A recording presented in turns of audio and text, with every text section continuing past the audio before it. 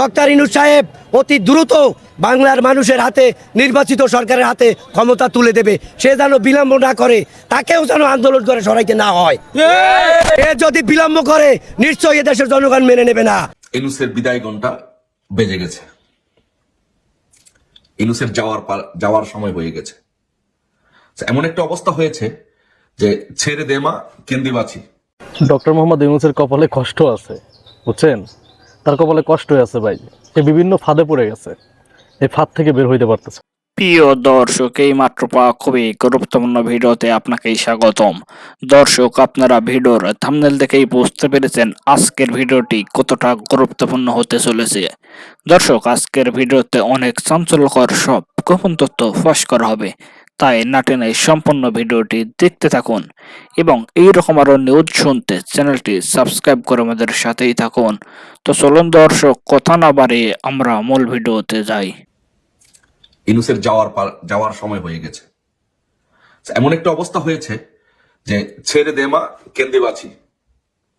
কিন্তু মিস্টার ইউনূস সাহেব, আপনাকে একটা কথা বলি, আপনি হচ্ছেন একজন মূর্খ। কেন আপনাকে মূর্খ বললাম? অনেকে আবার প্রশ্ন করবে যে এত বড় শিক্ষিত মানুষকে মূর্খ। আপনি হচ্ছেন যেই পেশায় আসছেন সেই পেশায় আপনি হচ্ছেন একজন মূর্খ, পলিটিক্যাল মূর্খ। এটাকে বলে পলিটিক্যাল মূর্খ। আপনি পলিটিক্যাল মূর্খ এই কারণে যে আপনি এখন যেতে চাচ্ছেন, বিদায় নিতে চাচ্ছেন। আপনি কি এই কথা জানেন না যে রাজনীতি এমন একটা জিনিস, ক্ষমতা এমন একটা জিনিস, আসবেন রাজনীতিতে নিজের ইচ্ছায়, যেতে হবে অন্যের ইচ্ছায়। আপনি ইচ্ছা করলেই এখান থেকে নিজের ইচ্ছায় আর যেতে পারবেন না। একবার খাঁচায় আপনি ঢুকে গেছেন, এখন আপনি আপনার ইচ্ছা যেতে পারবেন না। আপনাকে বিদায় দিবে দেশের জনগণ। সেটা কিভাবে বিদায় দিবে সেটা দেশের জনগণ সিদ্ধান্ত নিবে। আপনাকে কি জোতার মালা পরিয়ে সারা বাংলাদেশ ঘুরিয়ে বিদায় দিবে, না গণপিটুনিতে আপনাকে নিঃশেষ করে দিয়ে বিদায় দেওয়া হবে? কিভাবে বিদায় দেওয়া হবে এই দেশের জনগণ এখন সিদ্ধান্ত নেবে। আপনি ভুল করেছেন, আপনি একজন মূর্খ মানুষ, পলিটিক্যাল মূর্খ মানুষ। আপনি কেন আসলেন এই জায়গার মধ্যে? এসে কেন আপনি দেশটাকে ধ্বংস করলেন?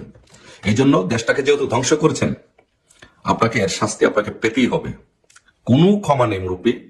No way, there is no way you can leave this country. আপনাকে ইউ মাস্ট বি পানিশড। আপনাকে পানিশমেন্ট পেতেই হবে। গতকালকে আপনি সশস্ত্র বাহিনী দিবস উপলক্ষে সেনাকুঞ্জে আপনি এবং আপনার এই যে কতিপয় কিশোর গ্যাংদের যাদের উপদেষ্টা বানিয়েছেন, তারা খালেদা জিয়ার সাথে, বেগম খালেদা জিয়ার সাথে যেভাবে খালেদা জিয়াকে মনে হচ্ছে যে খালেদা জিয়ার আপনার কোন ইউনিটের যুবদলের সভাপতি, সাধারণ সম্পাদক হিসেবে যেরকম আচরণ করে আপনারা এর চেয়ে বেশি আচরণ করেছেন, তার মানে হচ্ছে আপনারা বিদায় নিতে চান। আপনাদের লম্প জম্প সবকিছু শেষ হয়ে গেছে। এখন হচ্ছে আপনার হিসাবের পালা। এখন আপনি চাইলেই আপনি আর বিদায় নিতে পারবেন না। এখন আপনাকে বিদায় দিব আমরা, এদেশের জনগণ আপনাকে বিদায় দিব। আপনার বিচার করে তারপরে আপনাকে বিদায় দিব। আপনি চাইলেই এদেশে, আপনি কি মনে করছেন কি আপনি নির্বাচন করবেন, নির্বাচন করে বিএনপির কাছে ক্ষমতা হস্তান্তর করে আপনি চলে যাবেন সেফ এক্সিট নিয়ে?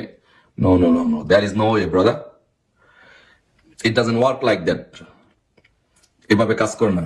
আপনার অধীনে বাংলাদেশের মাটিতে কোনো নির্বাচন হবে না। বাংলাদেশ আওয়ামী লীগ আপনার অধীনে কোনো নির্বাচনে যাবে না। আপনার অধীনে কিসের নির্বাচন? আপনি এদেশের স্বৈর শাসক, আপনি এদেশের দখলদার, আপনি এদেশের শান্তি বিনষ্ট করি, আপনি এদেশের গণতন্ত্র হত্যাকারী, আপনি মানুষ হত্যাকারী, আপনি পুলিশ হত্যাকারী, আপনি এদেশের আপনি গণহত্যাকারী, ছাত্র হত্যাকারী। আপনার অধীনে কিসের নির্বাচন? আপনার অধীনে কোনো নির্বাচন হবে না। আপনাকে আমি কেন পলিটিক্যাল মূর্খ বললাম? আপনি এটা রিসার্চ করেন পরে। এখন তো লম্পজম্প করছেন, এখন বুঝবেন না। আপনি আমার পলিটিক্যালি আমার ছাত্র তো আপনি কখনই হতে পারবেন না। আপনি আমার ছোট ভাই ছাত্রলীগের যে সেক্রেটারি নাজমুল, অথবা সোহাগ, জাকির, রাব্বানি, অথবা সর্বশেষ যে সাদ্দাম ইরান, তাদের ছাত্র আপনি হওয়ার যোগ্যতা রাখেন না। পলিটিক্যালি বলছি, politically this is a long way to go. You need a lot of experience brother.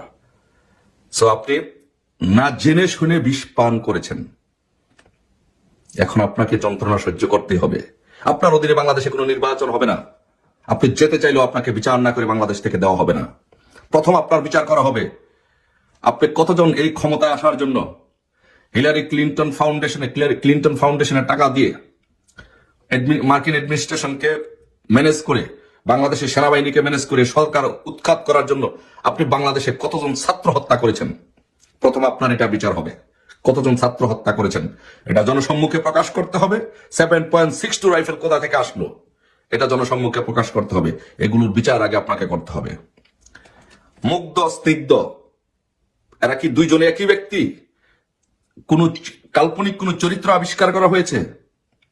না, এরা আসলে দুই ভাই, মুগ্ধ স্নিগ্ধ দুইজন, না মুগ্ধ স্নিগ্ধ, স্নিগ্ধ মুগ্ধ। এই ড্রামা, এই নাটক বাংলাদেশের জনগণের সামনে উপস্থাপন করতে হবে। কতজন পুলিশকে হত্যা করেছেন বাংলাদেশের মাটিতে? আপনি এই আন্দোলনের নামে বাংলাদেশের যে পরিমাণ পুলিশ হত্যা করেছেন, বাংলাদেশের ইতিহাসে, দক্ষিণ এশিয়ার ইতিহাসে এবং বিশ্বের ইতিহাসে এরকম ধরনের কোন ঘটনা হয় যে এত পুলিশ কোনোদিন হত্যা করা হয় নাই। আপনি ক্ষমতার লোভে, ক্ষমতার মসনদে বসার জন্য, আপনি সামাজিক ব্যবসা করার জন্য, সুদের ব্যবসা করার জন্য, বাংলাদেশ থেকে টাকা পাচার করার জন্য, আপনার গ্রামীণ ব্যাংকে আপনি সুদ মওকুফ করার জন্য আপনি ক্ষমতার মসনদে আরোহণ করেছেন। এদেশের পুলিশকে, শান্তিপ্রিয় পুলিশবাদীকে, যারা জনগণের সেবায় সবসময় কাজ করে, তাদেরকে আপনি হত্যা করেছেন। এই হত্যার বিচার হবে, তারপরে আপনার সেফ এক্সিট বলেন আর যে এক্সিট বলেন হবে। এর আগে মুরব্বী নো ওয়ে ওয়েট। আপনি মৃতদের কতজন ব্যক্তি মারা গিয়েছে তার সঠিক তালিকা প্রকাশ করতে হবে। আপনার মৃতরা, এই যে মৃত নাটক সাজিয়েছেন, আবার অনেক মৃতরা ফিরে আসছে, এটা পৃথিবীতে বিরল একটি ইতিহাস। মৃতরা ফিরে আসছে। এইসব নাটক বাংলাদেশের জনগণের সামনে এখন প্রকাশ হয়ে গেছে। দেশের কত কোটি টাকা আপনি ধ্বংস করেছেন, কত লক্ষ কোটি টাকা আপনি দেশের ধ্বংস করেছেন। প্রাণ আরএফএল কোম্পানি জ্বালিয়ে পুড়িয়ে দেওয়া হয়েছে, গাজীর ফ্যাক্টরি জ্বালিয়ে পুড়িয়ে দেওয়া হয়েছে, এরকম অসংখ্য শিল্প কারখানা আগুন দিয়ে জ্বালিয়ে পুড়িয়ে দেওয়া হয়েছে, শাহিন চাকলাদারের 5 তারকা হোটেল জ্বালিয়ে পুড়িয়ে দেওয়া হয়েছে, বাংলাদেশের গার্মেন্ট শিল্পগুলো ধ্বংস করে দেওয়া হয়েছে। কোন এজেন্ডা বাস্তবায়ন করে বাংলাদেশের গার্মেন্ট শিল্প ধ্বংস করার জন্য আপনি সরাসরি রাষ্ট্রপতি নির্বাচন সহ একগুচ্ছ সুপারিশ সংস্কার কমিশনের। সরাসরি রাষ্ট্রপতি নির্বাচন, বিনা প্রতিদ্বন্দ্বিতায় কোনো প্রার্থী নির্বাচিত না হওয়া, না ভোট ফিরিয়ে আনা সহ বেশ কিছু সুপারিশ করা হয়েছে বলে জানিয়েছেন নির্বাচন সংস্কার কমিশনের প্রধান বদিউল আলম মজুমদার। শনিবার 23 নভেম্বর সকালে নির্বাচন ভবনে নির্বাচন ব্যবস্থা সংস্কার কমিশনের সাথে ইলেকট্রনিক মিডিয়ার জ্যেষ্ঠ সাংবাদিক ও সম্পাদকের সাথে বৈঠক শেষে এসব কথা জানান। বদিউল আলম মজুমদার বলেন, রাষ্ট্রপতি নির্বাচন সরাসরি হওয়ার কথা আলোচনা হয়েছে, সব নির্বাচন প্রত্যক্ষ হওয়ার কথা বলেছেন কেউ।